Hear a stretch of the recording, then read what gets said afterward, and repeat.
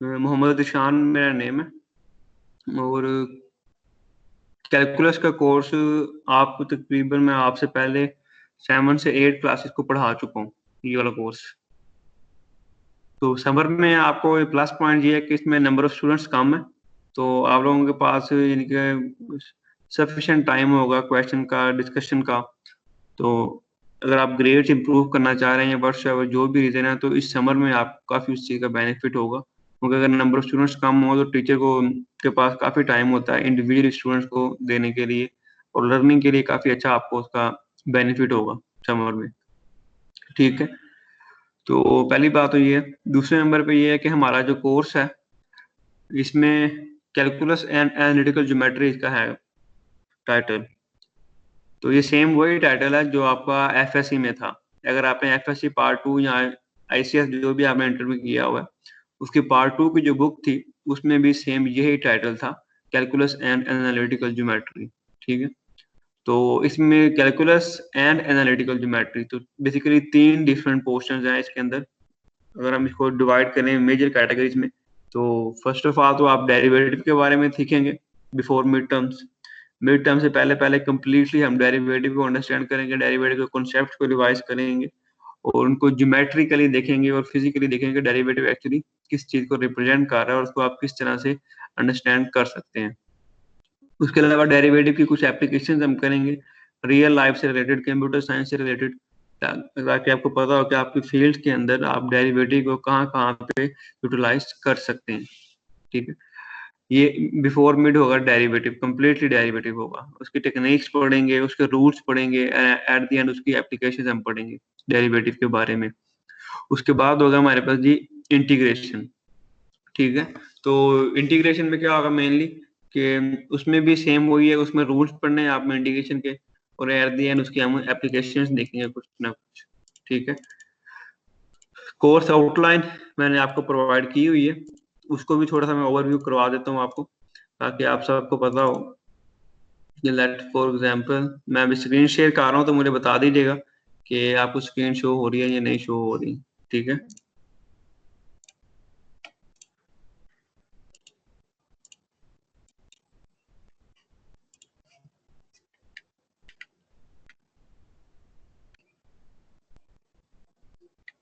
जी sir, होगी show. Screen show हो रही है? ओके बच्चे, ये कोर्स आउटलाइन है, तो उसका ये फर्स्ट पेज है। जी जी सर मुझे नहीं हो रही, मैं दोबारा, आप दोबारा काइंडली शेयर कर दें। आप बच्चे अगर आप डिस्कनेक्ट हो कनेक्ट करेंगे देन आपको शो हो जाएगी। थोड़ा सा इंटरनेट का इशू का मे भी स्पीड स्लो हो, तो आपको उसको डिस्कनेक्ट करके ना तो कॉल ड्रॉप करके दोबारा ज्वाइन कर लें, इंशाल्लाह हो जाएगी। ठीक है,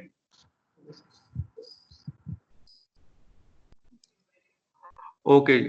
वैसे भी ये कॉल मैं रिकॉर्ड कर रहा हूँ, ये सारी हमारी जो क्लास है ये रिकॉर्डिंग में है, तो उसको भी आप दोबारा भी देख सकते हैं। तो फर्स्ट ऑफ ऑल ये रिकॉर्ड इस पे आते हैं, हम कोर्स आउटलाइन के फर्स्ट पेज पे आते हैं। तो ये आपको आपके जो पोर्टल है उस पोर्टल पे मैंने इसको अपलोड किया हुआ है। तो इसमें अगेन वही है क्राइटेरिया, जब तक ऑनलाइन है तो क्लास पार्टिसिपेशन के 10 मार्क्स हैं आपके। ठीक है, क्लास पार्टिसिपेशन होगी किस तरह से, पहले उसको अंडरस्टैंड कर लें कि क्लास पार्टिसिपेशन का मेरा इस तरह से रूल होगा कि हम जो भी प्रीवियस क्लास में पढ़ा करेंगे, लेट से आज हम जो भी थोड़ा बहुत डिस्कस करेंगे इंट्रोडक्टरी तौर पे, तो नेक्स्ट क्लास में उससे रेलिवेंट कुछ क्वेश्चंस आप लोगों से मैं पूछा करूंगा। और हर क्लास के एंड पे या हर क्लास के जो लेक्चर नोट्स मैंने आपको प्रोवाइड किए हैं उसके एंड पे कोई ना कोई प्रैक्टिस प्रॉब्लम्स भी होंगी, तो वो प्रैक्टिस प्रॉब्लम भी आप लोगों ने करनी है। तो क्लास पार्टिसिपेशन कैसे होगी कि जब एक लेक्चर हो जाएगा, फॉर एग्जाम्पल लेक्चर 1 आज हमारा कंप्लीट हो जाता है, ठीक है, तो लेक्चर 2 के अंदर जो लेक्चर 1 की प्रैक्टिस प्रॉब्लम्स थी और उससे रेलेवेंट जो कॉन्सेप्ट्स हैं उससे मैं उसके बारे में आपसे मैं क्वेश्चन पूछूंगा। ठीक है, तो जो भी लेक्चर होगा उसकी प्रैक्टिस प्रॉब्लम्स को सॉल्व करना मस्ट है आपके लिए, कि उसको आप सॉल्व करें और नेक्स्ट क्लास में आपने मुझे दिखाना होगा ऑनलाइन ही स्क्रीन शेयर करके। तो आप मुझको चेक करवा सकते हैं उसको देख के, और जो भी आपके उसमें इश्यूज होंगे उसको आप डिस्कस भी कर सकते हैं, और उसी डिस्कशन के बेस पे ऊपर आपकी क्लास पार्टिसिपेशन के मार्क्स मैं ऐड किया करूंगा। तो ये 10 मार्क्स उसके क्लास पार्टिसिपेशन के। मैं रिपीट कर रहा हूँ, फर्स्ट ऑफ ऑल जो भी लेक्चर होगा उस लेक्चर के नोट्स के एंड पे हमेशा प्रैक्टिस प्रॉब्लम्स आपको गिवन होंगे। आपने वो सारी प्रैक्टिस प्रॉब्लम्स सॉल्व करनी है और प्रैक्टिस प्रॉब्लम्स को सॉल्व करके उसकी पीडीएफ बना के अपने पास सेव रखनी है बिफोर नेक्स्ट लेक्चर। जब नेक्स्ट लेक्चर हुआ करेगा तो उस लेक्चर में हम प्रीवियस लेक्चर के फर्स्ट 15 मिनट्स में प्रीवियस लेक्चर्स के बारे में हम डिस्कशन करेंगे। क्वेरीज होंगी या आपकी जो प्रैक्टिस प्रॉब्लम्स होंगी उनको मैं चेक करूंगा ऑनलाइन और आपसे रैंडमली उस टॉपिक से रिलेटेड कॉन्सेप्चुअल क्वेश्चन पूछूंगा। तो उसको किस तरह से आप आंसर करते हैं, किस तरह से आप प्रैक्टिस प्रॉब्लम को सॉल्व करते हैं, उसकी बेस पे ये 10 मार्क्स आपके ऐड होंगे क्लास पार्टिसिपेशन के। ठीक है, नेक्स्ट है हमारे पास क्विज। क्विज के 20 मार्क्स हैं, 20% ओवरऑल। ठीक है, एब्सोल्यूट में। तो क्विजेज जो हैं इसको भी कहीं नोट डाउन कर लें कि जो क्विजेज हैं आपके टोटल होंगे जी 4। ठीक है, 4 क्विजेज होंगे और 4 के 4 ही सिलेक्ट होंगे। ठीक है, और उसके अलावा असाइनमेंट्स जो है, असाइनमेंट हमारे पास होंगी ये 2 असाइनमेंट्स होंगी। ठीक है, एक बिफोर मिड होगी और एक आफ्टर मिड होगी। 2 असाइनमेंट्स होंगी तो वो कम्प्लीटली आपने कवर करनी होंगी। तो इसमें भी बेस्ट वाला कुछ नहीं होगा, सारे के सारे जो भी आपकी क्विज में परफॉर्मेंस होगी उसी की एवरेज काउंट होगी। तो इस चीज का ख्याल रखिएगा कि क्विजेज और असाइनमेंट्स को लाइटली मत लीजिएगा, ये बहुत इंपॉर्टेंट है कि आपके जो मार्क्स साथ साथ जो मीन वाइल एंटर हो रहे होंगे class participation, quizzes and assignments के, जो मार्क्स एक दफा एंटर हो जाएंगे जिस तरह से आप रिस्पॉन्स किया होगा आपका उस पर्टिकुलर टास्क में, तो उसके अकॉर्डिंग आपके मार्क्स इंसर्ट हो जाएंगे। तो ये बड़ा मेजर रोल प्ले करें, क्योंकि अगर आप आउट ऑफ 100 देखें तो ये 3 कंपोनेंट्स हैं ये ओवरऑल 40% कंट्रीब्यूट कर रहे हैं। ठीक है, आपके मार्क्स में 20 क्विजेस का, 10 असाइनमेंट्स का और 10 क्लास पार्टिसिपेशन का। तो ये मोस्ट इम्पोर्टेंट है, इसका ख्याल रखिएगा क्योंकि ये साथ साथ ही इवेल्युएशन हो रही होती है 40 मार्क्स की। तो हर क्लास और हर क्विज, हर असाइनमेंट्स आपके लिए मैटर करेगी इन 40 मार्क्स को अचीव करने में। उसके अलावा मिड टर्म्स है और फाइनल्स है। तो मिड टर्म का पेपर जो है वो 20 मार्क्स का होगा और फाइनल का पेपर भी हमारे पास 40 मार्क्स का होगा। तो मिड टर्म का सिलेबस और फाइनल का सिलेबस वो आपको हमेशा मैं मिड टर्म से पहले आपको बता दिया करूंगा जब भी हम रिवीजन करेंगे। ठीक है, उसके बाद कोर्स ऑर्डर है, मेरी ईमेल और मेरा कॉन्टैक्ट नंबर है। तो कॉन्टैक्ट नंबर का मकसद ये है कि आपको कोई भी क्वेरी हो तो आप लोग मेरे साथ किसी भी टाइम आप कॉन्टैक्ट कर सकें। अदरवाइज बेस्ट तो ये है कि आप जो हमारे पास है माइक्रोसॉफ्ट टीम्स की जो चैट वाला जो इसका ऑप्शन है, चैट में आप मुझे मैसेज कर दिया करें। नॉर्मली मैं वहीं पे सभी स्टूडेंट्स को रिप्लाई कर देता हूँ, लेकिन इन केस ऑफ इमरजेंसी अगर वहां पे रिप्लाई ना मिलता हो तो आप मुझसे मेरे सेल नंबर पे कांटेक्ट कर सकते हैं। ठीक है, तो कोई भी क्वेरी हो, चाहे ऑडियो मैसेज भेज दें, टेक्स्ट मैसेज भेज दें, या कोई प्रैक्टिस प्रॉब्लम सॉल्व कर रहे हैं तो उसको सॉल्व करने में कोई डिफिकल्टी फेस आ रही है तो उसकी पिक्चर बना के आप मुझे सेंड कर दें, तो उसमें कोई एरर है तो वो मैं चेक करके आपको रिप्लाई कर दूंगा। ठीक है, तो ये कॉन्टैक्ट जो इन्फॉर्मेशन है ये देने का मकसद, मेन पर्पज ये है कि आप कोई भी क्वेरी हो तो आप एनी टाइम मेरे साथ डिस्कस कर सकें। ठीक है, उसके बाद ये बुक्स हैं, एक है कैलकुलस बाय हार्वर्ड आंटन और ये इनिशियली अप्लाइड कैलकुलस। ये 2 बुक्स हैं मेनली। तो जो है अप्लाइड कैलकुलस है वो मैंने पोर्टल पे अपलोड कर दी हुई है, तो वहां से आपको ये बुक मिल जाएगी। अगर स्टडी के लिए आप इस बुक को डाउनलोड कर सकते हैं। और कैलकुलस बाय जो हार्वर्ड आंटन है इसको हम मेनली ज्यादातर हम इसको फॉलो करेंगे, इवन कि इसी के चैप्टर्स के अकॉर्डिंग हम चल रहे होंगे। तो कैलकुलस बाय हार्वर्ड आंटन जो बुक है इसके साइज जरा बड़ा था, तो इस बुक को मैंने आपके साथ शेयर किया with the help of link. अभी कुछ देर पहले आपको मैंने एक वन ड्राइव का लिंक भेजा था, उसको उस लिंक के थ्रू आप ये बुक को डाउनलोड कर सकते हैं। ठीक है, तो इस बुक को हार्वर्ड आंटन वाली जो बुक है इसको लाजमी डाउनलोड कीजिएगा, इससे आपके कॉन्सेप्ट क्लियर होंगे। थ्योरी आप डेरिवेटिव थ्योरी आप यहाँ से पढ़ सकते हैं, क्योंकि एक क्लास के अंदर कंप्लीट थ्योरी मैं आपको नहीं कन्वे कर पाऊंगा, तो आपके फर्दर अंडरस्टैंडिंग कॉन्सेप्ट्स के लिए आपको हार्वर्ड आंटन की बुक काफी हेल्प करेगी। बुक को रीड करें, कोई पॉइंट उसे ना समझ आए वो मेरे साथ डिस्कस करें, तो इस तरह से आपकी लर्निंग जो है वो काफी इफेक्टिव हो सकती है। तो इस चीज को आपने ज़हन में रखना है। एंड नेक्स्ट है जी हमारे पास कोर्स कंटेंट्स। ठीक है, ये भी जो मैंने आपको थोड़ा सा थॉरोली बताया था कि हम पहले डेरिवेटिव को पढ़ेंगे और फिर इंटीग्रेशन को पढ़ेंगे और एंड पे ज्योमेट्री को पढ़ेंगे। तो ये कोर्स कंटेंट्स हैं, इसी ऑर्डर में हम चलेंगे। इंटरवल, इनइक्वालिटी, फंक्शन, इनकी ये लाइक प्री कैलकुलस का कोर्स है, यहाँ तक ग्राफ तक। ये बेसिकली जस्ट समझ लें कि इंट्रोडक्शन है कि आपको जो बेसिक रिक्वायरमेंट्स हैं जो आप लोग स्कूल लेवल से पढ़ते आ रहे हैं उनकी एक रिवीजन है कि डिपेंडेंट वेरिएबल क्या है, इंडिपेंडेंट क्या है, डोमेन, रेंज, इंटरवल्स, इनइक्वालिटी क्या होती है, उसको सॉल्व कैसे किया जाता है, फंक्शन क्या होता है, और फंक्शन का आप उसे ग्राफ को किस तरह से ड्रा कर सकते हैं। तो इसमें ये था हमारे पास कोर्स कंटेंट। तो हम इसी ऑर्डर को फॉलो करेंगे। तो कोर्स कंटेंट को प्रोवाइड करने का पर्पस दूसरा ये भी है कि इन कोर्स कंटेंट के अकॉर्डिंग मैंने जो प्रीवियस सेमेस्टर में लेक्चर्स मैंने रिकॉर्ड किए थे, ठीक है, तो वो जो रिकॉर्डेड लेक्चर्स हैं वो यूट्यूब पे अवेलेबल है सारे के सारे, ठीक है। तो उन लेक्चर्स को भी आप देख सकते हैं इन ऑर्डर तरतीब से। उसमें फर्स्ट 2 लेक्चर्स अभी अवेलेबल नहीं है, इंटरवल और इनइक्वालिटी का, वो भी मैं अपलोड कर दूंगा। आज चूंकि मेरा प्लान था कि हम जस्ट लाइव डिस्कस करें चीजें जो भी हैं, तो उसके बाद यानी कि नेक्स्ट क्लासेस से आपने ये कोशिश करनी है फंक्शन से बेसिकली कि जो यूट्यूब पे मैं लेक्चर्स अपलोड किए हुए हैं जो कि इसी कोर्स आउटलाइन को देख के मैंने रिकॉर्ड किए थे आपसे प्रीवियस सेमेस्टर के लिए, तो उनको लाजमी देखना आप। तो उससे आपको काफी बेनिफिट होगा, क्योंकि उसको अगर आप वीडियोस को पहले देख लिया करेंगे तो आप क्वेश्चनिंग मेरे से काफी अच्छी कर सकते हैं। क्योंकि अगर टॉपिक को आपने पहले से रीड आउट किया होगा या उसकी वीडियो देखी होगी या उस लेक्चर नोट्स को पढ़ा होगा, तो आप क्वेश्चनिंग मेरे साथ बहुत अच्छी तरीके से कर सकते हैं। तो हमारा क्वेश्चन आंसर का सेशन जो है वो काफी बेहतर हो जाएगा। इवन के उसी की बेस पे ऊपर मैं आप लोगों से क्लास पार्टिसिपेशन के मार्क्स भी लगाऊंगा। अगर आपने एक वीडियो, अगर हमें फॉर एग्जांपल लेक्चर 5 की वीडियो डिस्कस करनी है, तो लेक्चर 5 सेम लेक्चर 5 के नेम से ही मिलेगा आपको यूट्यूब पे। लाइक लिमिट्स है लेक्चर 5 पे, तो लेक्चर 5 के नाम से वहां पे यूट्यूब पे लिमिट्स ही होंगी। तो आप वो वीडियो देखें। नेक्स्ट क्लास में मैं उसी उसी के जो रेलिवेंट नोट्स हैं उन नोट्स को आपके साथ डिस्कस करूंगा और आपको उस टॉपिक को दोबारा से एक्सप्लेन करूंगा। एक्सप्लेन करने के बाद फिर आप लोगों से क्वेश्चन आंसर का सेशन हुआ करेगा कि आपने उस वीडियो से क्या सीखा, और आज जो हमने उस वीडियो को दोबारा हमने रिवाइज किया है और जो चीजें डिस्कस हमने की हैं उसकी बेस पे आप लोगों से क्विक एक समझ लें कि viva type daily question answer session हुआ करेगा मस्ट। तो उसको देख के तो आपकी क्लास पार्टिसिपेशन के मार्क्स एंटर होंगे।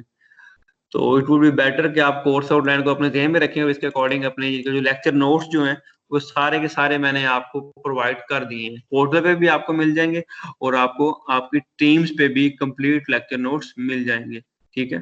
तो एक लेक्चर नोट्स जो है पीडीएफ फाइल जो है वो है जी यूट्यूब वीडियोस के अकॉर्डिंग, जो वहाँ पे टाइटल है उसी टाइटल के साथ फाइल बनी हुई है। तो अगर आपने वीडियो देखी है तो अगर आप उसकी पीडीएफ फाइल देखना चाह रहे हैं तो वो पीडीएफ फाइल आपको वहीं पे मिल जाएगी टीम्स पे। मैंने उसका अलग से फोल्डर बना दिया lecture notes for YouTube videos, ठीक है। उसके अलावा दूसरे भी लेक्चर नोट्स वहाँ पे अवेलेबल है।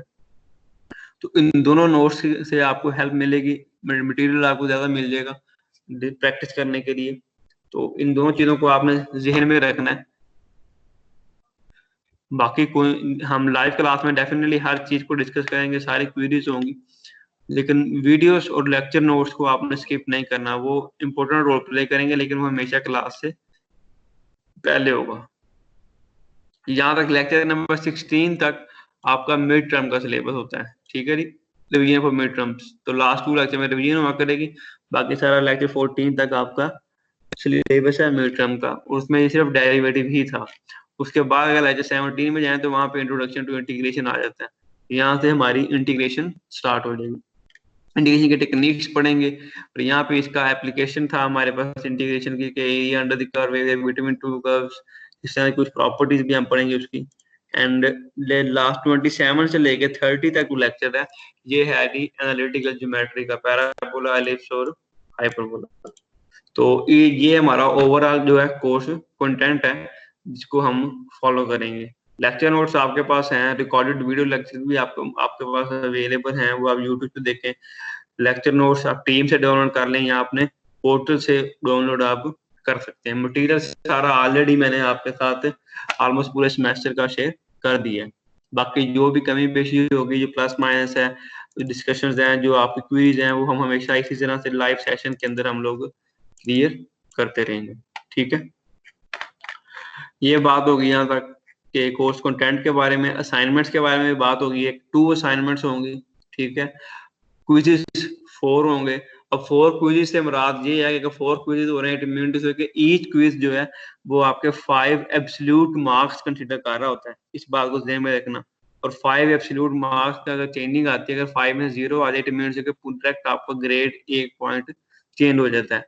तो इसलिए मैं बार-बार एम्फसाइज कर रहा हूँ कि क्विज़ेस और असाइनमेंट्स को इग्नोर मत कीजिएगा कि एक क्विज़ या एक असाइनमेंट जो है इंडिविजुअली एब्सोल्यूट 5 मार्क्स वो कंसीडर कर रही होगी। तो बहुत नैरो मार्जिन होगा आपके पास अगर आपने कोई चीज़ स्किप कर दी और आप उसको इम्प्रूव कर पाए, तो आपके ग्रेड्स पे काफ़ी इम्पैक्ट पड़ सकता है। तो इसमें बेस्ट वाला कोई क्राइटेरिया नहीं है। जितना भी आप कंप्लीटली पढ़ेंगे उसी की एवरेज होगी। ठीक है? ओके, ये था मेरी तरफ से थोड़ा सा कोर्स इंट्रोडक्शन, कोर्स कंटेंट्स के बारे में। अगर आप कुछ क्वेश्चन पूछना चाह रहे हैं, कोई क्वेरी है, कोई आपके माइंड में कोई चीज हो जो आप पूछना चाहें, तो आप डिस्कस कर सकते हैं मेरे साथ।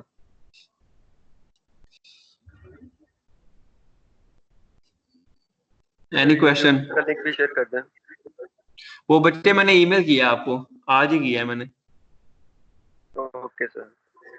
ईमेल किया, यूट्यूब का लिंक इनके वो जो प्रीवियस सेमेस्टर था ना हमारा, उस सेमेस्टर में मैं हमेशा एक लेक्चर से पहले जो लेक्चर डिलीवर करना होता था लाइव क्लास के अंदर, वो मैं पूरा का पूरा रिकॉर्ड कर लेता था ताकि उसके अंदर कोई डिस्टॉर्शन ना हो, और एक फ्लो में वो कॉन्सेप्ट डिलीवर हो जाए। तो स्टूडेंट को यानी कि एक तो लेक्चर से पहले सुन लेगा और उसके बाद भी जब भी उनको यानी कि जरूरत पड़े, क्लास मिस हो जाए, तो वहां से आपको बेनिफिट हो सके उस वीडियो को देख के। ठीक है? तो लिंक मैंने शेयर किया हुआ है, ईमेल कीजिएगा। फिर भी आपको ना मिले तो मुझे चैट पे मैसेज कर दीजिएगा, उसके रिप्लाई में मैं वो लिंक दोबारा से भेज दूंगा। ठीक है? Okay sir, thank you.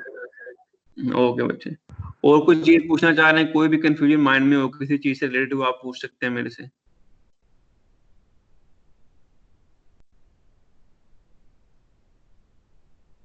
Sir बस यही है कि क्विज और शायद में बेस्ट ऑफ नहीं होगा।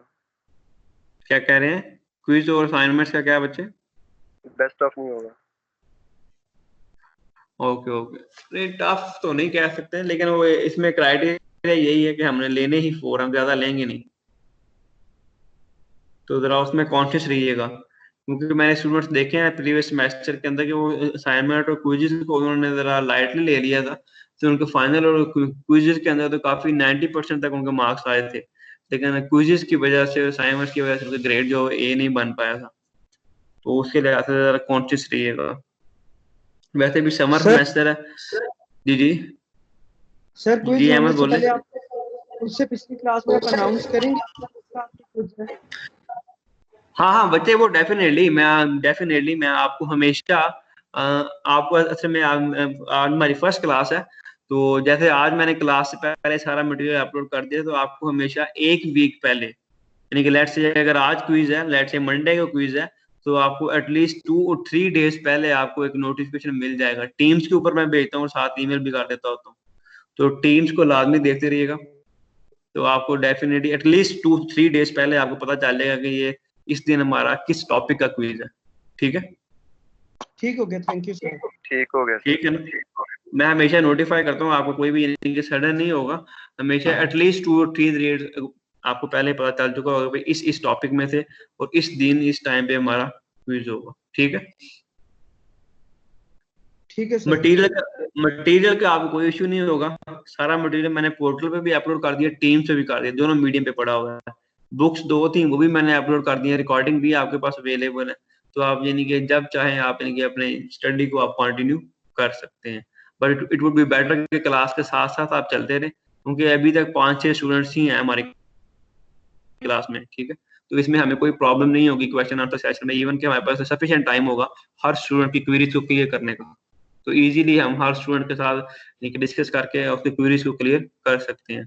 लेकिन ये तब ही सक्सेसफुल होगा अगर आप लोग क्लास से पहले वीडियो देखें और उससे डायरेक्ट प्रैक्टिस प्रॉब्लम को सॉल्व करें, और प्रैक्टिस प्रॉब्लम सॉल्व करने के बाद वो मेरे साथ डिस्कस करेंगे, सर ये नहीं प्रॉब्लम सॉल्व नहीं हो रही, इस प्रॉब्लम को सॉल्व करने में मुझे ये फलान डिफिकल्टी आ रही है। तो वो सारी चीजें जब आप मेरे साथ डिस्कशंस करेंगे तो उससे ज्यादा बेनिफिट होगा, रेदर देन कि मैं जस्ट एक फ्लो में बोलता जाऊं तो आप सुनते जाएं। तो बेहतर ये है कि आपने इन्वायरमेंट ऐसा क्रिएट करना है आप लोगों ने कि हम डिस्कशन के पॉइंट ऑफ व्यू से जाएं, कि एज अ फ्रेंड बस हम चलें, कि कोई भी क्वेश्चन हो आप मुझसे पूछें, हमें उसको डिस्कस करें और उसको आगे इम्प्रूव करके टॉपिक को अंडरस्टैंड करके नेक्स्ट टॉपिक पे हम मूव ऑन करें।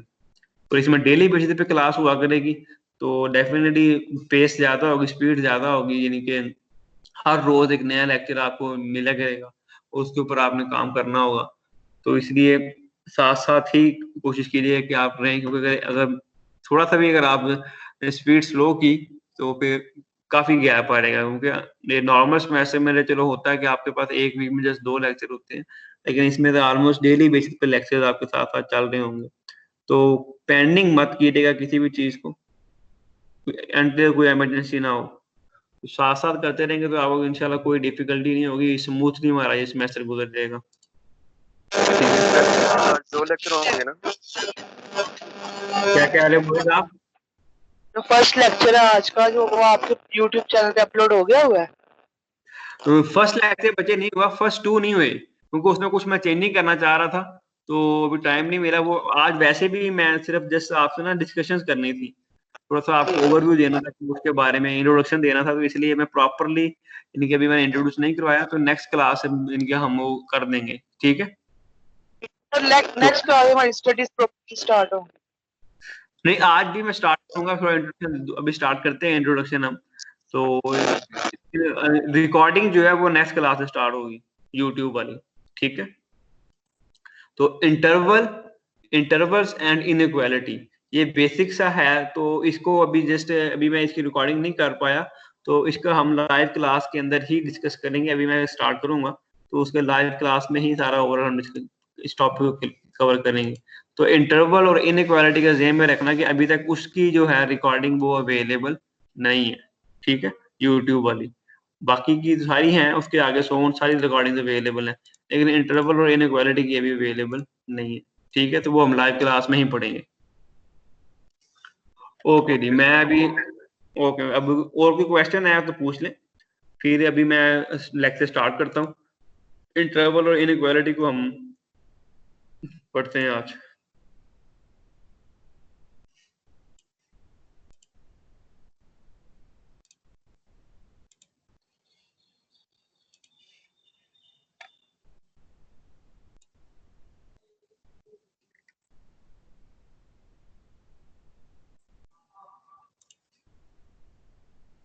मुझे रैली माने तेरा पीडीएफ ओपन कर लेने दें, फिर उसके बाद इंशाल्लाह स्टार्ट करते हैं, ठीक है?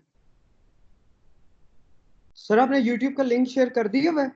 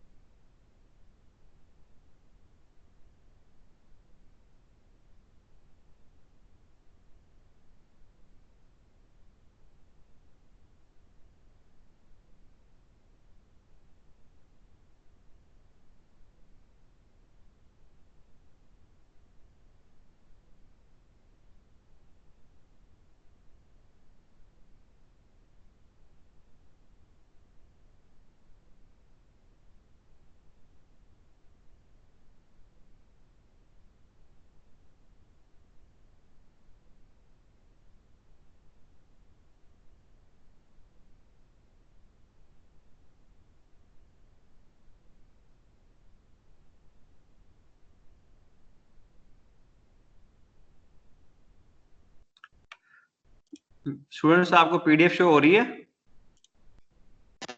Yes sir. हो रही है। ये problem solving with calculus example, ये आपको ये वाला ये सर यही हो रही है।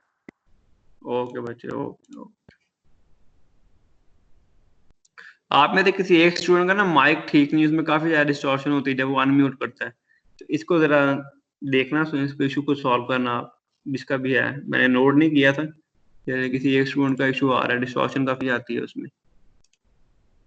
ओके, चलिए ये था ये जो स्लाइड्स हैं ये आप लोगों के साथ में अभी शेयर कर दूंगा।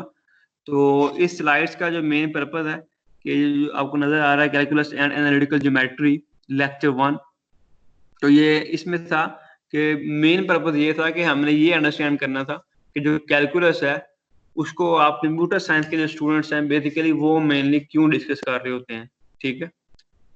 तो इसमें जो मेन चीज होती है कैलकुलस में, जो प्राइमरीली हम जो दो चीजों को पढ़ते हैं वो होता है डेरिवेटिव और एक होता है हमारे पास इंटीग्रेशन, ठीक है। इन दो चीजों की के बेस पे ही हम कैलकुलस को डिफाइन कर रहे होते हैं। तो मैं पहले जस्ट रैंडमली आपसे ही क्वेश्चन मैं पूछूंगा बजाय कि मैं इसका आंसर करूं, कि कोई एनीवन आप में से कोई भी, आप चारों में से कोई ऐसा बच्चा जो ये बताना चाहे कि कैलकुलस को क्यों पढ़ा जाता है, पर्टिकुलरली आप लोग क्यों पढ़ते हैं, तो थोड़ा बहुत आइडिया है। अगर आप रिपीट कर रहे हैं तो मे बी बाकी कुछ टीचर्स ने आपको बताया भी होगा, डेफिनेटली बताया होगा, अगर आपको याद हो कुछ थोड़ा बहुत, एनी लाजमी नहीं सही हो, जो आपके माइंड में आ रहा है आप बता सकते हैं। एनीवन, कैलकुलस को हम क्यों स्टडी करते हैं?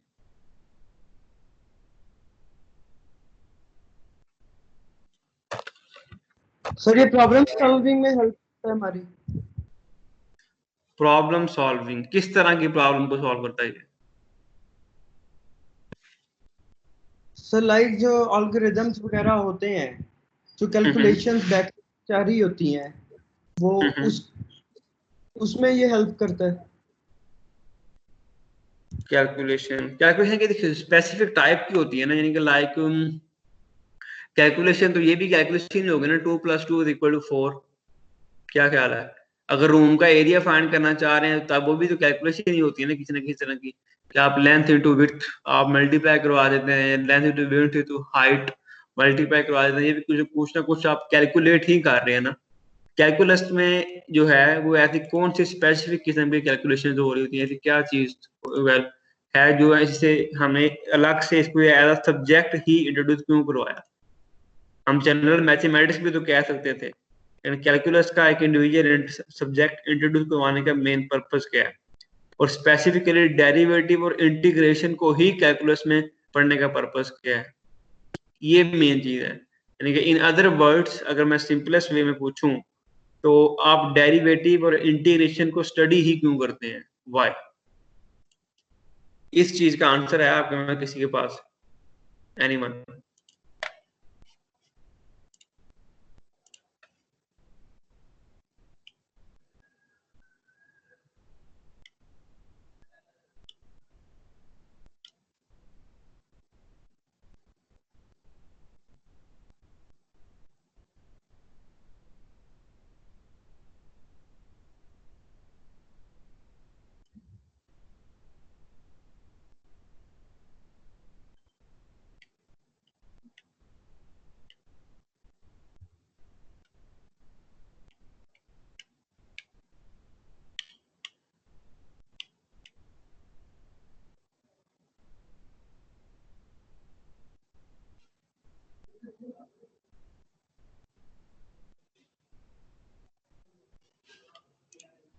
कोई आइडिया नहीं है? मैंने डिफरेंट स्लाइड क्रिएट की, उसमें डिफरेंट इमेजेस आपको शो हुए थे, उसको देख के क्या लगता है किस तरह की प्रॉब्लम्स को डिस्कस कर रहे हैं कैलकुलस में हम? कोई भी आंसर दे दो रैंडमली, कोई लाजमी नहीं कि वो प्योर साइंटिफिकली हो, मैथमेटिकली हो, रफली आप कोई भी आपके माइंड में आइडिया हो तो आप डिस्क्राइब कर सकते हैं, कोई ऐसा हेजिटेट होने की जरूरत नहीं है।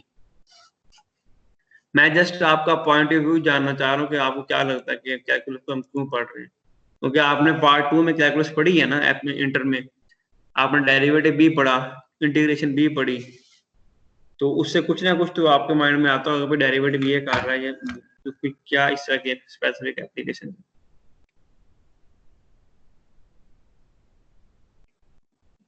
सर ग्राफ बनाने में हेल्प करता है। ग्राफ हम ये कह सकते हैं कि वन ऑफ द एस्पेक्ट, लेकिन ये डेरिवेटिव का यूज नहीं है, क्योंकि डेरिवेटिव की मदद से ग्राफ ड्रा नहीं होता। कैलकुलस में मेन है ही दो चीजें, डेरिवेटिव और इंटीग्रेशन, ठीक है। सर फंक्शन की मैक्सिमम और मिनिमम वैल्यू को डिराइव करने के लिए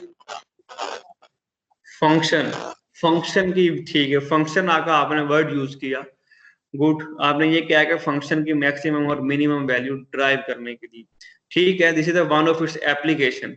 अब मुझे ये बताओ कि फंक्शन क्या होता है और फंक्शन किस चीज का बन सकता है। मैथमेटिकली आपने वर्ड यूज किया ना कि फंक्शन की मैक्सिमम और मिनिमम वैल्यू को आप फाइंड आउट करते हैं, तो फंक्शन क्या होता है फिर।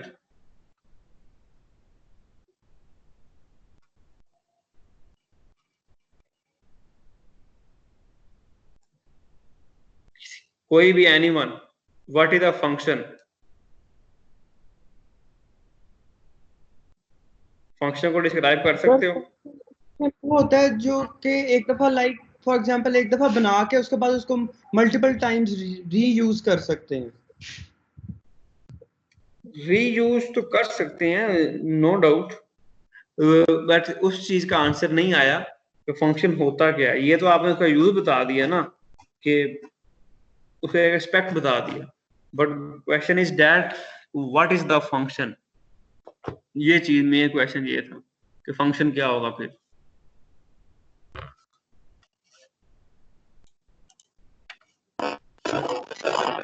That's the continuation.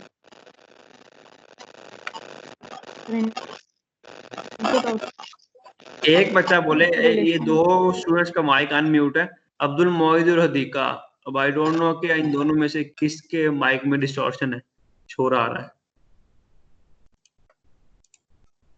ये डिस्टॉर्शन वाला जरा मसला सॉल्व कर लें ताकि ना क्लास में सर बाइनरी रिलेशन के जो between two sets, binary relation between two sets, ठीक है। रिलेशन कोई खास किस्म का होता है या बस कोई भी रिलेशन हो सकता है। हाँ मोहित सर बताओ। खास होता है, तो नाम भूल गया था। नाम भूल गया है, कोई मसला नहीं, ठीक है, कोई इशू नहीं है, तो हम डिस्कस कर लेंगे बाद में, ठीक है, कुछ हद तक बेहतर है। ओके चलिए अब बात एसोसिएशन हाँ नहीं, इस तरह का नहीं होता, उसके ऊपर एक खास कंडीशन अप्लाई की जाती है रिलेशन के ऊपर, तो वो फंक्शन बनता है, ठीक है। वो मैं एक्सप्लेन करूंगा इन थर्ड लेक्चर जब हम फंक्शन को पढ़ेंगे, ना अभी नहीं। अभी जस्ट मैं आपका पॉइंट ऑफ व्यू लेना चाह रहा था कि जस्ट आप मुझे अपने इनके बताएं, अपने आपके माइंड में क्या है कि व्हाट इज अ फंक्शन। जैसे खुद ही आपने फंक्शन का वर्ड यूज किया, मैं हालांकि आपको कैलकुलस का यूज पूछा था लेकिन आपने उसके अंदर फंक्शन इंट्रोड्यूस करवाया, उधर से मैंने फिर क्वेश्चन रेज किया कि आप ये एक्सप्लेन कर दें कि व्हाट इज अ फंक्शन, ठीक है। तो इन समरी ये है इस चीज की, जितनी भी थोड़ी सी हमारी डिबेट हुई है कि इसको आपने ये ध्यान में रखना है कि कैलकुलस क्यों यूज की जाती है। तो बड़ा मैं शॉर्ट करके बताऊंगा, कोई आपको लॉन्ग स्टोरी में नहीं घुमाता, मैं जस्ट शॉर्ट आपको एक बात बताता हूँ कि लाइक जैसे इन्होंने वर्ड यूज किया था कि फंक्शन, किसी भी फंक्शन को आप मैक्सिमम या मिनिमम वैल्यू फाइंड करने के लिए हम कैलकुलस को यूज करते हैं, ठीक है। तो पहली बात ये होती है कि फंक्शन होता क्या है, ठीक है। तो फंक्शन ये है लाइक एक मैथमेटिकल रिलेशन है, एक खास किस्म का रिलेशन है जो एक इनपुट लेता है और एक ही आपको आउटपुट देता है, ठीक है। अब उसमें होता क्या है कि फंक्शन जो होता है वो आप किसी भी चीज का बना सकते हैं, क्योंकि मैथमेटिकल जब फंक्शन लिखते हैं तो आप इसको इस तरह लिख सकते हैं f of x is equal to 2x + 3, for example f of x is equal to 2x + 3, f of x is equal to 4x + 3। तो जब आपने ये एक रिलेशन लिखा f of x is equal to let's say 4x² + 3, तो ये एक function है। तो ये जो मैथमेटिकल एक फंक्शन है जिसमें आपके पास वेरिएबल भी था, x एक वेरिएबल था, 4 एक कांस्टेंट था, इस तरह से इनका आप कॉम्बिनेशन जो आप बनाते हैं, तो ये जो चीजें, ये जो पूरा फंक्शन फॉर्म होता है, ये किसी ना किसी रियल लाइफ फिनोमेना को रिप्रेजेंट कर रहा होता है। वो कोई भी रियल लाइफ फिनोमेना हो सकता है, उस रियल लाइफ फिनोमेना को रिप्रेजेंट कर रहा होता है, और उसके ऊपर फिर हम जब कोई भी रियल वर्ल्ड की जो प्रॉब्लम होती है उसको आप ट्रांसलेट कर लेते हैं in the form of mathematical function. ठीक है, यानी कि अगर हम ये कह दें कि अगर आप किसी एक रूम में रह रहे हैं, ठीक है, तो आप उस रूम का बताना चाहें कि इस रूम की लंबाई क्या है, उसकी लेंथ क्या है, उसकी हाइट क्या है, उसकी विड्थ क्या है, तो उसको अगर आप in terms of X Y Z बता दें कि X is a let's say length, Y is a height and Z is the width, तो इन तीनों का जो प्रोडक्ट है वो आपको वॉल्यूम प्रोवाइड कर देगा या एरिया प्रोवाइड कर देगा लेट्स से। तो आपने जब वो एक फिजिकल क्वांटिटी लेंथ, विड्थ और हाइट वगैरह को आपने with the help of variable introduce करवाया, और उन वेरिएबल का कोई एक कॉम्बिनेशन बना के आपने उसको रिप्रेजेंट करवा दिया एज अ होल, तो वो हमारे पास क्या बन जाता है जी, एक फंक्शन फॉर्म हो जाता है in in general sense, in rough sense आप कह सकते हैं। मैं प्योर मैथमेटिकल डेफिनेशन की तरफ अभी मैं नहीं जा रहा, जस्ट आपको एक ओवरव्यू देना चाह रहा हूँ कि आपने इस कोर्स की बिगिनिंग कहाँ से करनी है और इस कोर्स के एंड तक हमने क्या चीज को सीखना है। ठीक है, तो फर्स्ट ऑफ ऑल इसमें होता क्या है कि कोई भी आपको फंक्शन चाहिए होता है, और फंक्शन कैसे बनता है कि रियल लाइफ की कोई भी प्रॉब्लम अगर आप उठाते हैं तो उसको आपका फर्स्ट स्टेप ये है कि आप उसको कन्वर्ट कर दें मैथमेटिकल प्रॉब्लम के अंदर, मैथमेटिकल फंक्शन के अंदर रिप्रेजेंट कर दें। क्योंकि अगर आप एक पूरी एक स्टेटमेंट बोलते हैं कि लेट से मैं यूनिवर्सिटी से घर गया और घर से या किसी और जगह पे गए और वहां से आप वापस यूनिवर्सिटी आ रहे हैं, फॉर एग्जाम्पल, इस तरह से आप किसी को एक बात समझाना चाह रहे हैं, और अगर उसी एक बात को अगर आप with the help of mathematical function represent कर दें, क्योंकि लाजमी नहीं कि वो लंबाई चौड़ाई की ही बातें हो, वो किसी भी रियल लाइफ के बारे में बात हो सकती है, अगर आप उसको फंक्शन, मैथमेटिकल फंक्शन में कन्वर्ट करने में कामयाब हो जाते हैं, उसको मैथमेटिकल रिलेशन में कन्वर्ट करने में कामयाब हो जाते हैं, तो उस मैथमेटिकल फंक्शन के ऊपर फिर हम डेरिवेटिव और इंटीग्रेशन की टेक्निक्स अप्लाई करके हम उस पर्टिकुलर फिनोमेना के बारे में और बहुत सी इंफॉर्मेशन को एक्सट्रैक्ट कर सकते हैं। तो किसी भी चीज को जानने के लिए हमारे पास जितनी ज्यादा इंफॉर्मेशन होगी उतना ही ज्यादा प्रिसाइजली हम उसके बारे में जान पाते हैं और उसको एक्सप्लेन कर पाते हैं। तो इस कोर्स में मेन चीज यही है कि आपको पहले ये पता हो कि व्हाट इज द फंक्शन, ठीक है, और उस फंक्शन के ऊपर डेरिवेटिव कैसे अप्लाई किया जाता है, और फंक्शन की टाइप्स भी होती हैं, और उसके बाद उसका जो डेरिवेटिव है वो डेरिवेटिव हमें क्या क्या इंफॉर्मेशन प्रोवाइड कर रहा होता है। तो डेरिवेटिव का एक जो है सबसे इम्पोर्टेंट जो डेरिवेटिव का जो फिनोमेना है कि डेरिवेटिव को हम फिजिकली अगर हम एक्सप्रेस करना चाहेंगे व्हाट इज डेरिवेटिव, अगर कोई शख्स आपसे पूछ ही लेता है कि यार आप लोगों ने एफएससी में भी डेरिवेटिव पढ़ा है, यूनिवर्सिटी में भी आपने बीएस ऑनर्स में भी आप लोगों ने डेरिवेटिव पढ़ा है, तो मुझे ये बताओ कि डेरिवेटिव होता क्या है, फिजिकली किस चीज को रिप्रेजेंट कर रहा है।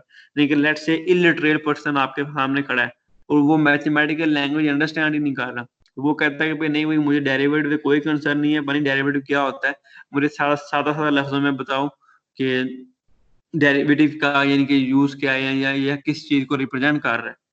तो उसके लिए एक सिंपल सी वर्ड ऑफ स्टेटमेंट आपको याद रखिएगा कि जो डेरिवेटिव होता है वो हमें instantaneous rate of change provide कर रहा होता है, इंस्टेनियस रेट ऑफ चेंज, कि किसी पर्टिकुलर मूवमेंट पे अगर आपने चेंज फाइंड करना हो तो वो आपको आपका डेरिवेटिव प्रोवाइड कर रहा होता है। तो डेरिवेटिव का मेन काम ही चेंज का होता है कि जब भी किसी भी रियल लाइफ की प्रॉब्लम को अगर आप मैथमेटिकल फंक्शन में रिप्रेजेंट कर देते हैं और उस मैथमेटिकल फंक्शन का अगर आप डेरिवेटिव लें, तो वो बेसिकली जो डेरिवेटिव होता है वो आपको उस फंक्शन के चेंज के बारे में इंफॉर्मेशन प्रोवाइड कर रहा होता है कि ये जो रियल लाइफ प्रॉब्लम है या कोई भी जो आपके पास किसी भी चीज का आपने जो फंक्शन बनाया है वो किस तरह से चेंज हो रहा है। तो जो इंस्टेनियस रेट ऑफ चेंज के बारे में जितनी भी बातें होंगी वो एसोसिएट किससे कर रही होती हैं, डेरिवेटिव से कर रही होती हैं। तो इस कोर्स में हम लोगों ने यही चीज बेसिकली सीखनी है कि डेरिवेटिव का एक्चुअली फिजिकली और ज्योमेट्रिकली पर्पस क्या है। तो ये इंस्टेंटेनियस रेट ऑफ चेंज क्या होता है, फिजिकली होता है, और ज्योमेट्रिकली ये इक्वेशन ऑफ टेंजेंट लाइन को रिप्रेजेंट कर रहा होता है। ठीक है, तो इसको हम आगे देखेंगे डिटेल में, जब मैं डेरिवेटिव का आपको इंट्रोडक्शन दूंगा, देन आपको मैं फिगर्स बना के तो कंप्लीटली एक्सप्लेन करूंगा कि बेसिकली डेरिवेटिव को किस तरह से हम यूटिलाइज कर रहे हैं। बट टिल नाउ आपको जो मेन चीज पता होना चाहिए कि डेरिवेटिव को, जी जी सर डेरिवेटिव का फर्क रहेगा जो पहले बोला था, instantaneous rate of change. Last line sir जो बोली थी ग्राफिकली और उसका। हाँ, ग्राफिकली डेरिवेटिव को हम कहते हैं कि ये रिप्रेजेंट कर रहा होता है इंस्टेंटेनियस रेट ऑफ चेंज को। तो फिजिकली अगर आप देखो तो फिजिकली डेरिवेटिव रिप्रेजेंट करता है इंस्टेंटेनियस रेट ऑफ चेंज को, और ज्योमेट्रिकली जो डेरिवेटिव है वो रिप्रेजेंट कर रहा होता है equation of the tangent line at certain point. ठीक है, ये डेरिवेटिव का बेसिकली यूज होता है। अब वो आगे डिटेल में मैं बताऊंगा आपको कि हम किस तरह से कर सकते हैं जब हम डेरिवेटिव की एप्लीकेशन पढ़ेंगे। तो किसी भी चीज के ऊपर अंदर जो चेंज है उन्हें फाइंड करना होता है। तो अगर आपको लाजमी कि आप अगर आप सॉफ्टवेयर इंजीनियरिंग के या CS के हैं तो आपको इन फ्यूचर आपको यानी कि कोई भी फर्म है, वो कंपनी है, वो आपको कोई प्रोजेक्ट प्रोवाइड करती है, तो उस प्रोजेक्ट में डिफरेंट यानी कि फिर उसने आपने जिसने जो भी कंपनी का जो रिप्रेजेंटर है उसने आपको वर्ड्स में बताना होता है कि भाई हमें ये चीजें हमें चाहिए, ये हमारी रिक्वायरमेंट है, एक ये हम प्रोजेक्ट बना रहे हैं, इस स्पीड में चलना चाहिए, जो भी आपको देगा। इवन अगर आपको गेमर है तो गेमर अगर आपको ये क्या गेम अगर डेवलपमेंट कर रहे हैं आप गेम की, तो वो ये क्या देता है कि गेम में जो कार मूव हो रही है उसकी ये खास ये स्पीड होनी चाहिए, और इस पर्टिकुलर मूवमेंट पे इतनी स्पीड चेंज होनी चाहिए। तो स्पीड और रेट ऑफ चेंज के बारे में जितनी भी चीजें होती हैं जो इवेल्युएट की जाती है, कैलकुलेट की जाती है, वो सारी की सारी with the help of derivative होती हैं। विदाउट डेरिवेटिव आप कोई भी गेम डेवलप नहीं कर पाते। तो ये आपके लिए बहुत जरूरी होता है कि आपको डेरिवेटिव का प्रॉपर यूज आना चाहिए, और आपको फिजिकली बेसिकली पता होना चाहिए कि डेरिवेटिव होता क्या है, कि ये रेट ऑफ चेंज को ये किस तरह से रिप्रेजेंट कर रहा होता है। ठीक है, तो इस लिहाज से आपको डेरिवेटिव बहुत इंपॉर्टेंट है। तो याद रखना कि जब भी आपने किसी भी चीज में रेट ऑफ चेंज फाइंड करना है at a particular moment, exchange rate of change, तो डेरिवेटिव ही आपको हमेशा हेल्प आउट कर रहा होता है। ठीक है, वो चाहे आप कोई गेम बना रहे हैं या कोई और रियल लाइफ का प्रॉब्लम चेंज कर रहे हैं, इवन एक कमरे का टेम्परेचर है, रूम टेम्परेचर है फॉर एग्जांपल, तो अगर आपने रूम टेम्परेचर में एक पर्टिकुलर टाइम पे instantaneous rate of change find out करना और टेम्परेचर आपको बताना होगा एट एग्जैक्टली 2 PM टेम्परेचर कितना चेंज हुआ था फॉर एग्जांपल, तो वो जो है हमारे पास जो चेंज है इंस्टेंटेनियस, वो भी आपको basically with the help of derivative ही आएगा। लेकिन उससे पहले आपको उस टेम्परेचर को रिप्रेजेंट करने के लिए आपको पूरे की पूरी, अगर टेम्परेचर को ही आपने देखना तो आपको टेम्परेचर को इन टर्म्स ऑफ फंक्शन रिप्रेजेंट करना पड़ेगा, क्योंकि डेरिवेटिव हमेशा किसी ना किसी फंक्शन के ऊपर अप्लाई होता है। तो ये दोनों चीजें हम सीखेंगे, डेरिवेटिव लेना भी सीखेंगे और हम रियल लाइफ प्रॉब्लम्स को मैथमेटिकली प्रॉब्लम में कन्वर्ट कैसे करते हैं, ये दोनों चीजें हम इसमें सीखेंगे। ठीक है, तो ये सारी डेरिवेटिव के पर्सपेक्टिव से। उसके बाद हम जो मिड के बाद देखेंगे इस कोर्स के अंदर, वो हमने पढ़ना है जी इंटीग्रेशन। तो इंटीग्रेशन के जो जितने भी प्रॉब्लम्स होती हैं वो एरिया के रिलेटेड होती हैं। अगर आप जब भी आपने किसी भी फिगर्स के बारे में, किसी भी पर्टिकुलर रीजन के बारे में अगर आपने एरिया फाइंड आउट करना हो, तो एरिया को इवेल्युएट करने के लिए हम हमेशा क्या यूज करते हैं जी, इंटीग्रेशन। तो दो चीजें होगी, रेट ऑफ चेंज जब भी फाइंड करना हो इंस्टेंटेनियस रेट ऑफ चेंज, तो वो क्या होगा जी, with the help of derivative होगा। और जब भी आपने इंटीग्रेशन इनके एरिया फाइंड आउट करना हो किसी रैंडम शेप का, तो उसके लिए हमेशा इंटीग्रेशन को यूटिलाइज किया जाता है। ठीक है, तो ये आपको दोनों चीजें आपको पता होनी चाहिए। तो ये इसके बगैर आप विदाउट इंटीग्रेशन या विदाउट डेरिवेटिव कभी भी आप कोई भी प्रोग्रामिंग कंप्लीट नहीं कर पाते।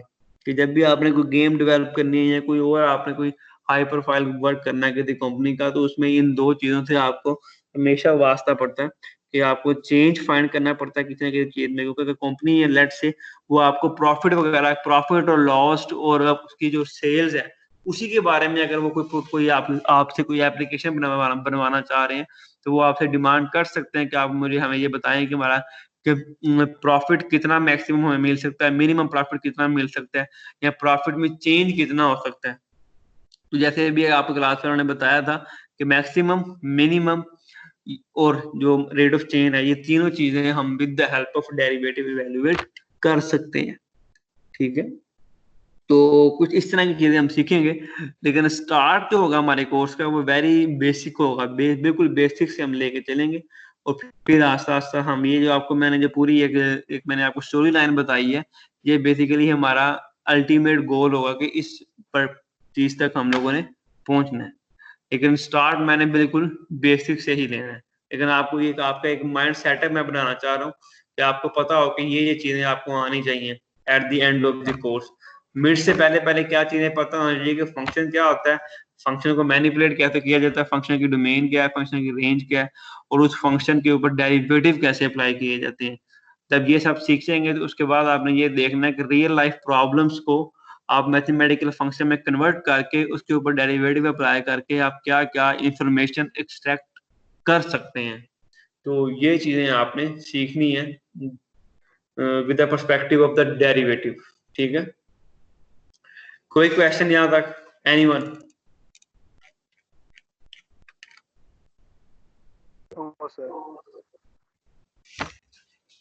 ओके बच्चे, ओके, लेक्चर को स्टार्ट करते हैं।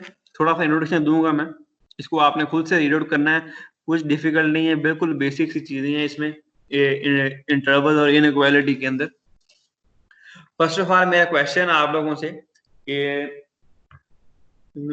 आप में से किस किस को ये पता है कि इंटीजर और रियल नंबर्स में क्या फर्क है? What is the difference between integer and real numbers? आपने पढ़े हुए ना, whole numbers, real number, natural number, integers, तो कॉम्प्लेक्स नंबर्स भी आपने पढ़े हैं। तो वो चीज मैं पूछना चाह रहा हूँ कि अगर आपके पास एक है जो रियल नंबर है का सेट है और एक आपके पास इंटीजर्स का सेट है, तो इन दोनों में डिफरेंस क्या होगा, वो बता सकते हैं एनीवन?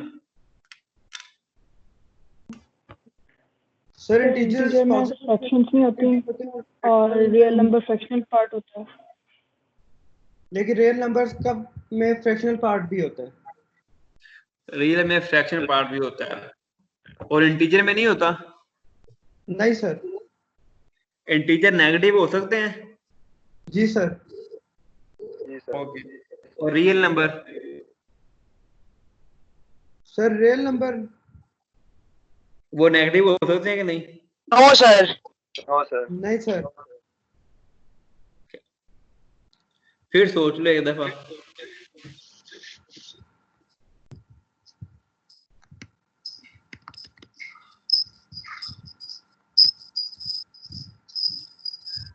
रियल नंबर्स जो होते हैं,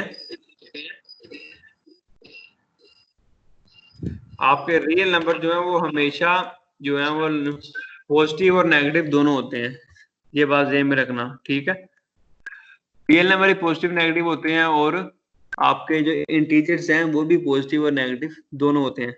ठीक है, तो डिफरेंस वही आप लोगों ने सही बताया कि अगर इंटीजर की बात की जाएगी तो उसके अंदर हमारे पास इंटीजर्स में पॉइंट्स वाले नंबर शामिल नहीं होते। लेट्स से 0.2, 0.3 और लेट्स से 1.5, 2.5, 2.3, ये पॉइंट्स में जो नंबर हैं, डेसिमल में जो नंबर हैं, ये हमारे पास इंटीजर्स नहीं कहलाते। इवन कि अगर ये ओवर के फॉर्म में हो, इनके फ्रैक्शन फॉर्म भी हो, फिर भी ये इंटीजर्स नहीं होते। 1/2, 3/2, 4/2, तो ये भी हमारे पास इंटीजर्स नहीं होते।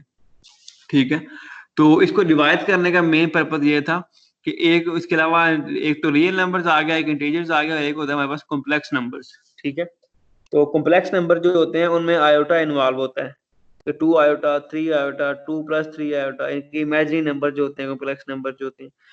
तो दूसरे होते हैं रियल नंबर जिनमें हमारे पास वो नहीं होता,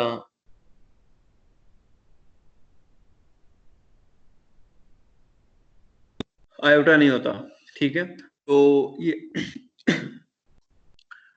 तो एक बात याद रखिएगा थ्रू आउट द कोर्स, ये मैं इनके इम्पोर्टेंट है कि थ्रू आउट द कोर्स, यानी कि एक आधा लेक्चर के बारे में, पूरे के पूरे कोर्स में हम कभी भी कॉम्प्लेक्स नंबर्स को हम लोग डिस्कस नहीं करेंगे। ठीक है, तो अगर मैं ये बात रिपीट नहीं करूंगा तो ये भी सेम में रख लीजिएगा कि पहली बात कि हम इस कोर्स में कहीं पे भी कॉम्प्लेक्स नंबर्स को हम लोग रीड आउट नहीं करेंगे।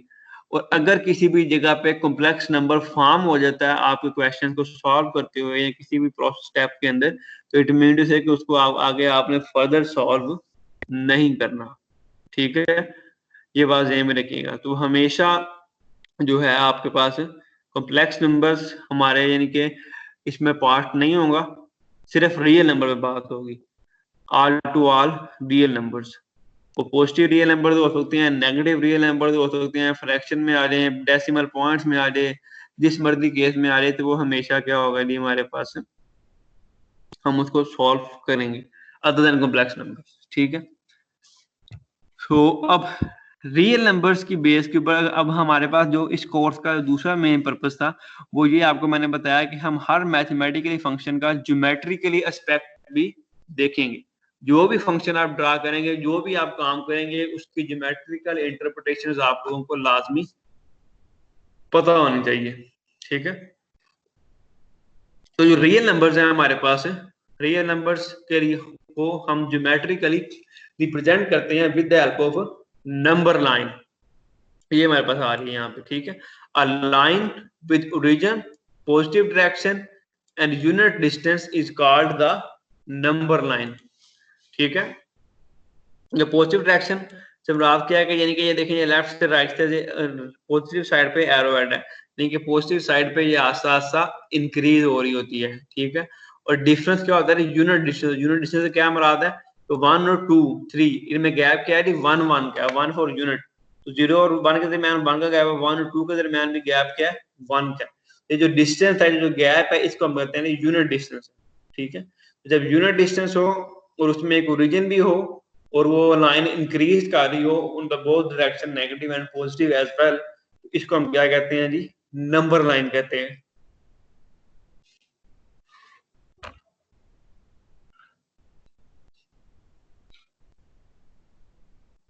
तो कोई भी अगर आपके पास रियल नंबर हो, कोई भी रियल नंबर हो, तो हर रियल नंबर को आप नंबर लाइन पे रिप्रेजेंट कर सकते हैं। ठीक है, तो कोई भी ऐसा रियल नंबर नहीं है जो कि नंबर लाइन पर रिप्रेजेंट ना हो सकता हो। तो पहले पॉइंट में देखें, यही पर्पस को लिखने का, corresponding to every real number there is a point on the number line।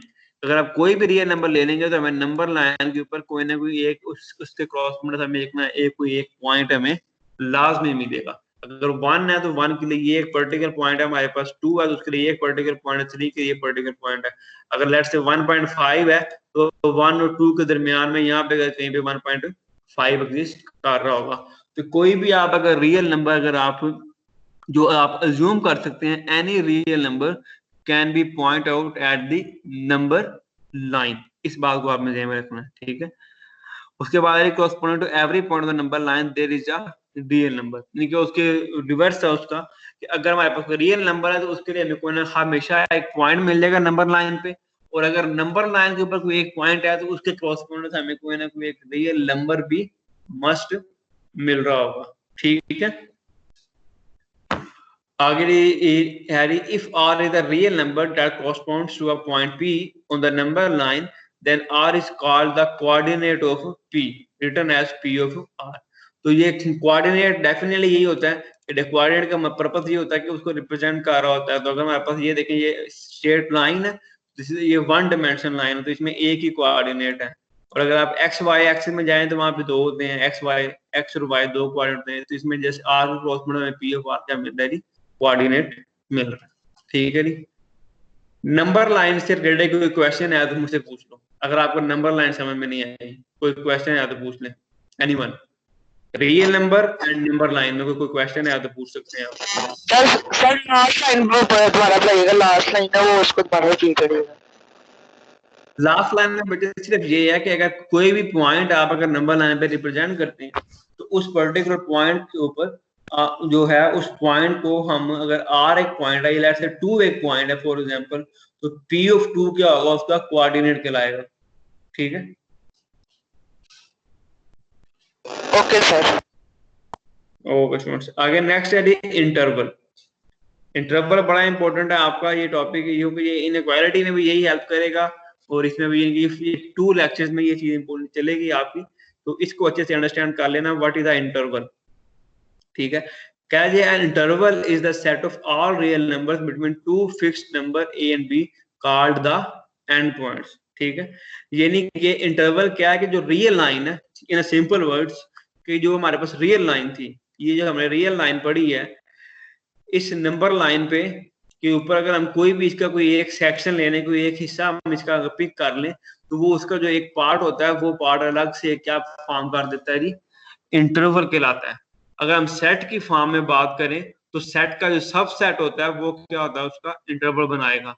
तो अगर हम नंबर लाइन की फॉर्म में बात करें तो नंबर लाइन का जो सब सेट है या नंबर लाइन का जो सब सेक्शन है वो क्या कहलाएगा हमारे पास जी, इंटरवल कहलाएगा। तो ये नंबर लाइन है, तो इसका जो यानी कोई भी इसका अगर 0 से 1 तक को रीजन लेने, या कोई भी एक नंबर पूरी कंप्लीट नंबर लाइन है तो कोई ये खास पोर्शन अगर आप पिक कर लें तो वो क्या कहलाता है जी, इंटरवल कहलाता है। ठीक है, समझ आ गई बात। इंटरवल के व्हाट इज इंटरवल, क्लोज और ओपन में बाद में बताता हूँ। पहली बात सिर्फ ये इंटरवल का आपको पता होना चाहिए कि जो भी हमारे पास नंबर लाइन है उसका अगर आप कोई स्पेसिफिक सेक्शन अगर आप पिक कर ले तो वो क्या रिप्रेजेंट करेगा हमारे पास, इंटरवल को रिप्रेजेंट करेगा।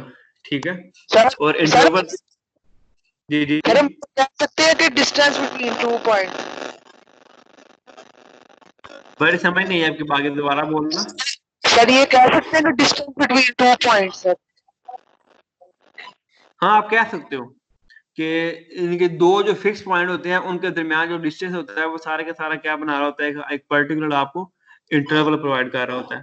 और इधर हमने फिक्स पॉइंट को ए और बी के नाम से रिप्रेजेंट किया है। ठीक है, नंबर लाइन अगर आप कोई से भी दो फिक्स पॉइंट कर रहे हैं उसके बिटवीन जो भी रीजन आता है वो सारे का सारा रीजन क्या बनाता है, इंटरवल फॉर्म करता है।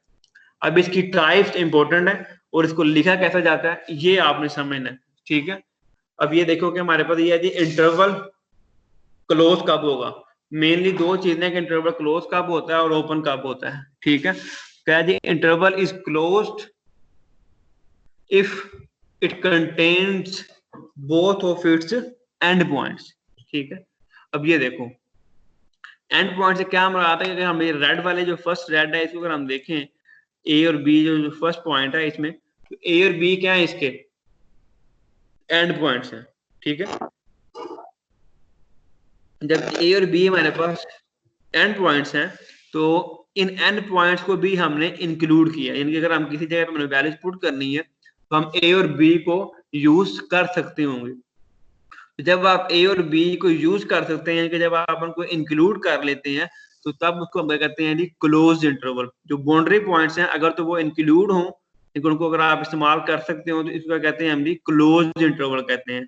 तो उसकी अब ये तीन रिप्रेजेंटेशन है इंटरवल की। तो पहले यहाँ पे बनी हुई है ज्योमेट्रिकल रिप्रेजेंटेशन, ए और बी दो बाउंड्री पॉइंट्स हैं। ठीक है, ए और बी जब दो बाउंड्री पॉइंट्स हैं तो इनको हमने जो ए को हमने जो बाउंड्री पॉइंट को हमने एक सर्कल से रिप्रेजेंट किया हुआ है, बी बाउंड्री पॉइंट को भी हमने एक सर्कल से रिप्रेजेंट किया हुआ है। लेकिन इन दोनों को हमने क्या कर दिया, फिल कर दिया। ये तो सर्कल्स को हम फिल कर दें तो इट मीन ज्योमेट्रिकली ये रिप्रेजेंट कर रहे होते हैं कि ये एक क्लोज्ड इंटरवल है। ठीक है, तो ये उसकी पहली रिप्रेजेंटेशन थी कि अगर आप सर्कल ज्योमेट्रिकली देखें तो आप जो बाउंड्री पॉइंट्स हैं वहां पे सर्कल ड्रा करके उस सर्कल को अगर आप फिल कर दें तो वो क्लोज इंटरवल को रिप्रेजेंट कर रहा होता है ज्योमेट्रिकली। ठीक है, अब ये थी first representation of interval. Second representation देखें तो उसमें ए और बी को हमने एक स्क्वायर ब्रैकेट्स के अंदर रिप्रेजेंट किया है। तो जब भी आप एक इंटरवल को लेट से ए से बी है या 1 से 2 है, 2 से 3 है या 1 से 5 है या 2 से लेट से 10 तक कोई भी इंटरवल है, तो अगर आप उस इंटरवल को with the help of square bracket से प्रेजेंट करेंगे इट मीन टू से कि वो क्या है, क्लोज्ड इंटरवल है। इट मीन टू से आप ए और बी की वैल्यू को यूटिलाइज कर सकते हैं। ठीक है, ये इसकी सेकंड रिप्रेजेंटेशन थी क्लोज इंटरवल की। पहली ज्योमेट्रिकली जिसमें आप सर्कल्स को फिल रखते हैं तो उसमें इट मीन्स है कि उस पॉइंट को आप यूटिलाइज कर सकते हैं। तो उसके बाद ये है हमारे पास इसकी एंड पे सेट बिल्डर नोटेशन कहते हैं इसको हम। सेट बिल्डर नोटेशन का क्या होता है कि आप क्लोज इंटरवल्स को x greater than equal to a less than equal to b, यानी कि a से लेके b तक जितनी भी वैल्यूज हैं उनको हम यूटिलाइज कर सकते हैं x ग्रेटर देन a, क्योंकि जब भी हम नंबर लाइन पे लेफ्ट से राइट जाते हैं तो वैल्यू क्या करती है, इंक्रीज कर रही होती है। तो हमने लिखा जी ए से बड़ी वैल्यूज x ग्रेटर देन ए से बड़ी वैल्यू और बी से छोटी छोटी जो वैल्यूज हैं उसके उसके बिटवीन जितना भी हमारे पास रीजन है वो सारे के सारा इंटरवल की फॉर्म में इंक्लूड कर रहा है। ये इसको इस फॉर्म में भी लिखा जा सकता है, x बिलोंग्स टू r, इसको हम रीड करते हैं, ये जो ई बना हुआ आपके पास थोड़ा सा, इसको हम पढ़ते हैं belongs, x belongs to r, straight line को पढ़ते हैं r फॉर रियल नंबर्स, और स्ट्रेट लाइन को पढ़ते हैं हम सच दैट x, देखिए जो भी x की वैल्यू होगी वो a से क्या होगी, ग्रेटर होगी, बड़ी होगी और इक्वल होगी, साथ इक्वालिटी का साइन है, और छोटी होगी b की और साथ इक्वालिटी का साइन। तो जब इस रोटेशन में इक्वालिटी का साइन आता है तो वो रिप्रेजेंट कर रहा होता है क्लोज इंटरवल को, और अगर इक्वालिटी का साइन ना आए, जस्ट इनइक्वालिटी आए, तो वो ओपन इंटरवल को रिप्रेजेंट कर रहा होता है। ठीक है, तो इस चीज का आपने ख्याल रखना है, ये तीनों रिप्रेजेंटेशन आपको आनी चाहिए। ज्योमेट्रिकल, अगर इंटरवल्स को क्लोज है तो सर्कल को फिल कर दें, अगर इसमें लिखते हैं अगर आप इस फॉर्म में, तो इस फॉर्म में अपने ब्रैकेट को स्क्वायर करना है, और अगर इनइक्वालिटी के फॉर्म में लिख रहे हैं तो फिर इक्वालिटी के साथ इनइक्वालिटी के साथ नीचे इक्वल का साइन भी यूज होगा फॉर द क्लोज इंटरवल। अगर आपको ये क्लोज वाली स्टोरी समझ आ गई है तो आपको ओपन में कोई डिफिकल्टी नहीं होगी। तो ओपन है तो इट मीन्स है कि बाउंड्री पॉइंट इंक्लूड नहीं है, तो ए और बी जो आते हैं हमारे पास उनको फिर हम एम्प्टी रहने देते हैं, हम उनको फिल नहीं करते। इसे देखें, ए और बी बाउंड्री पॉइंट के ऊपर हमने सर्कल तो ड्रा किया है लेकिन इसको हमने फिल नहीं किया, इट मीन टू से कि ये बाउंड्री पॉइंट्स इंक्लूड नहीं है। ठीक है, तो नीचे वाली में आए तो इसमें देखें कि इसमें स्क्वायर ब्रैकेट की जगह पे हमने स्मॉल ब्रैकेट यानी कि पैरेंथेसिस को यूटिलाइज किया, तो पैरेंथेसिस को यूज करेंगे तो इट मीन टू से कि हमारा जो बाउंड्री पॉइंट्स है वो इंक्लूड नहीं है। x belongs to r, x greater than a less than b, a से बड़ा x greater than a less than b है, लेकिन साथ यहाँ पे इक्वालिटी का साइन नहीं आया, इट मीन टू से कि ये क्या होगा, ओपन इंटरवल के तौर पे यूटिलाइज हो रहा होगा। ठीक है जी, तो लाजमी नहीं है कि सिर्फ इंटरवल पूरा क्लोज और पूरा ओपन ही हो, वो हाफ ओपन और हाफ क्लोज भी हो सकता है। देखिए एक साइड से ओपन और एक साइड पे क्लोज हो जाता है। ये नीचे वाली लास्ट एग्जांपल्स हैं दो, इसमें ये देखें कि ए वाला जो है वो हमारे पास ओपन है और बी पे क्या क्लोज है। ए पे ओपन था तो स्मॉल ब्रैकेट यूज होगी, और बी पे क्लोज था तो हमारे पास वहां पे स्क्वायर ब्रैकेट यूटिलाइज होगी। तो इस बात का आपने ख्याल रखना है कहाँ पे वो क्लोज है और कहाँ पे वो ओपन है, और उसी की बेस के ऊपर हमारे पास डिसाइड हो रहा होता है। ठीक है, आगे यहाँ पे हमारे पास राइट साइड पे इसमें भी हाफ ओपन और हाफ क्लोज ही है, लेकिन उसमें लेफ्ट वाले में क्या था कि एक हमारे पास इंक्लूड नहीं था, कि राइट वाले में क्या हो रहा है कि बी को हमने इंक्लूड नहीं किया। अगर अब राइट वाले इंटरवल को देखें अगर हम, तो उसमें हम ए की वैल्यू को तो यूज कर सकते हैं लेकिन बी की वैल्यू को यूज नहीं कर सकते। लेकिन अगर आप लेफ्ट फिगर में आते हैं तो इसमें क्या होगा, हमारे पास लेफ्ट साइड में इसमें ए की वैल्यू यूटिलाइज नहीं हो सकती लेकिन बी की वैल्यू को यूटिलाइज किया जा सकता है, क्योंकि जो बी है वो हमारे पास पार्ट ऑफ द फंक्शन है लेकिन ए पार्ट ऑफ द इक्वेशन यहाँ पर नहीं होगा।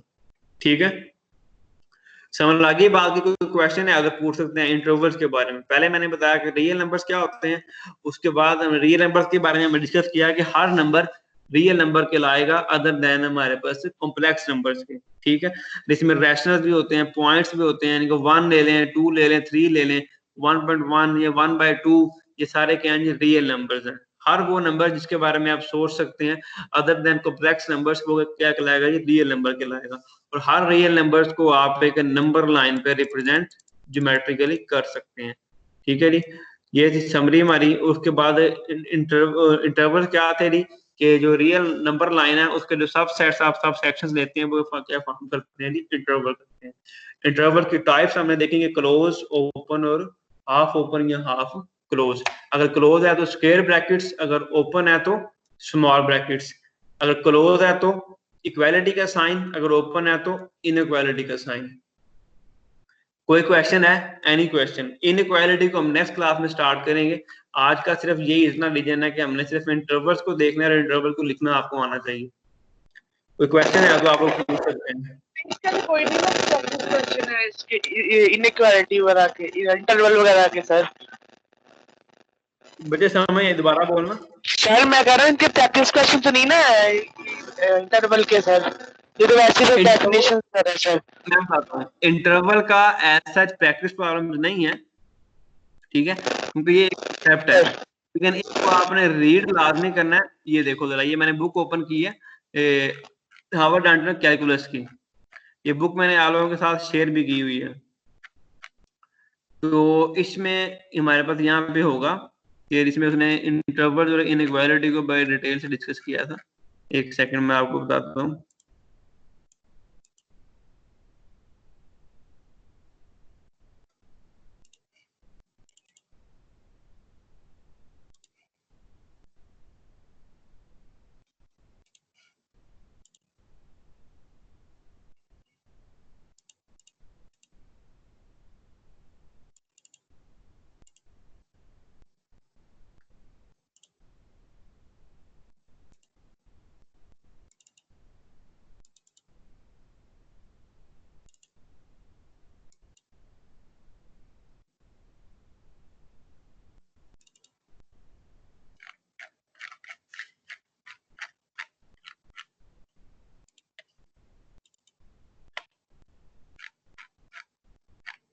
हाँ, ये देखो बच्चे, ये बुक है, ये भी मैं आपके साथ शेयर कर देता हूँ अभी।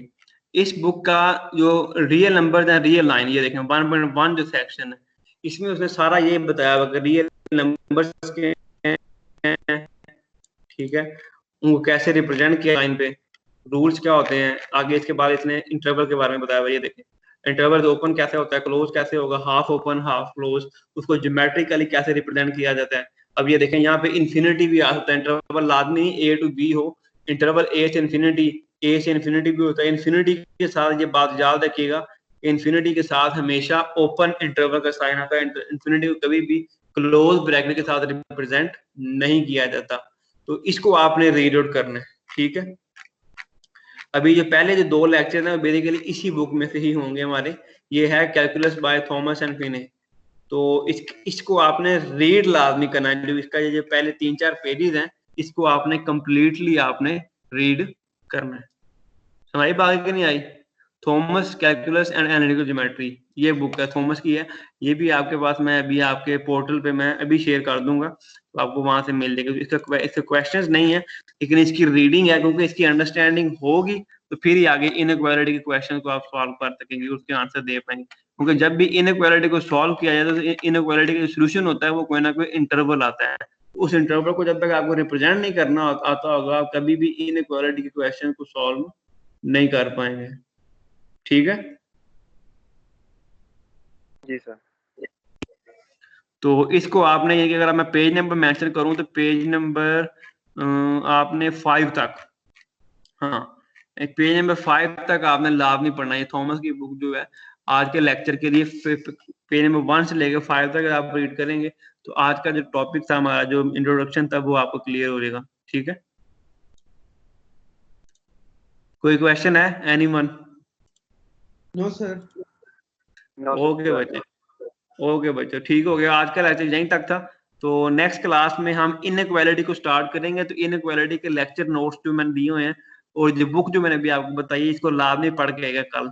तो कल हम इनइक्वालिटी स्टार्ट करेंगे, ठीक है। लेकिन आपसे मैं क्वेश्चन पूछूंगा कि क्लोज इंटरवल क्या होता है, ओपन क्या होता है, उसको रिप्रेजेंट कैसे किया जाता है, ज्योमेट्रिकली कैसे किया जाता है, कैसे नहीं किया जाता।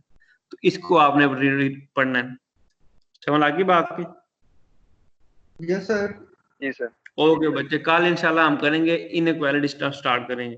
तो अभी क्लास एंड करते हैं, तो आप अभी चाहें तो लीव कर सकते हैं, ठीक है। ओके ओके सर, सर, अल्लाह हाफिज़। अल्लाह हाफिज बच्चों, अल्लाह हाफिज।